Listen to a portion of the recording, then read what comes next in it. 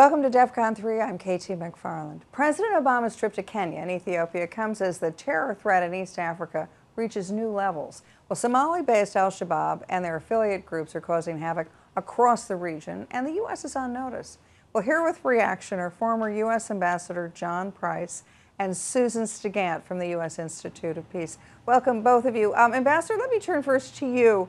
You've just gotten back from the region, from Kenya. How did you find the security situation? Well, on landing, I could see that there was a dramatic increase. I go to Kenya several times a year, and I could see a dramatic increase everywhere of security, which certainly slowed everything down.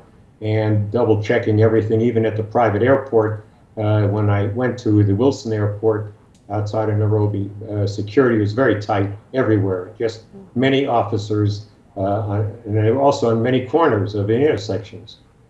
Susan, we've seen the growth in East Africa, you know, al-Shabaab and various Islamic extremist groups in Africa writ large, but is there any direct threat to the United States?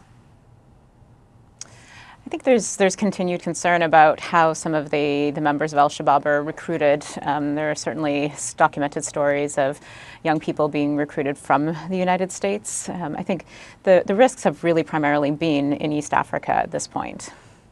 Ambassador, how do you account for this rapid rise of ISIS? We've seen other groups over the years, but now ISIS seems to be the new kid on the block.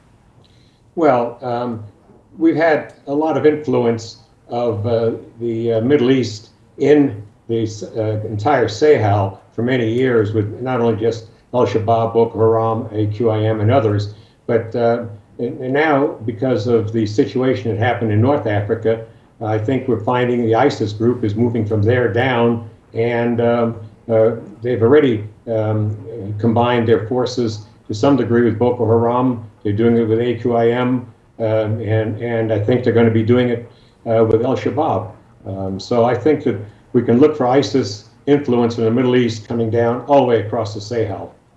Susan, are the groups all connected?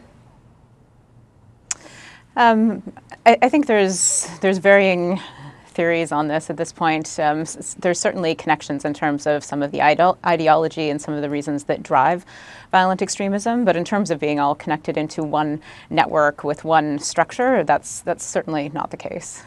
Ambassador, you know, terrorism isn't cheap. How are these groups getting funded? They need weapons, they need vehicles to travel around in, and they need the growth in the entire region. Who's funding them? Well, a lot of the weapons that al-Shabaab and the others are using came out of Libya, because when I was in Mali last year, and I've been to Mali several times, I went up into Timbuktu and some of the other towns which were barely liberated when I was there in March of last year.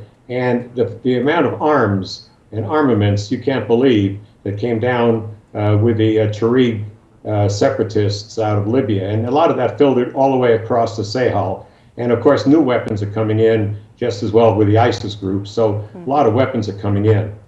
Well, Susan, what's U.S. policy towards the growth of ISIS and radical Islam in that part of Africa?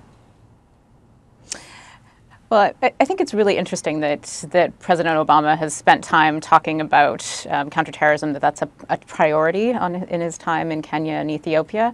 I think it's equally important that he's stressed that human rights, institutional development, democracy, economic growth, these are not separate issues, but they're interrelated. And so you asked earlier about what's driving the growth. Some of these underlying grievances have to be addressed as part of the package to a more security type of approach. I think it's really exciting to see the U.S. government commitment to address this in a holistic way, to hear that President Obama met with civil society, had a televised conversation with them where they talked about the initiatives that women are leading to counter violent extremism in their communities, with other Islamic-led groups that are really working for peace across Kenya and across East Africa.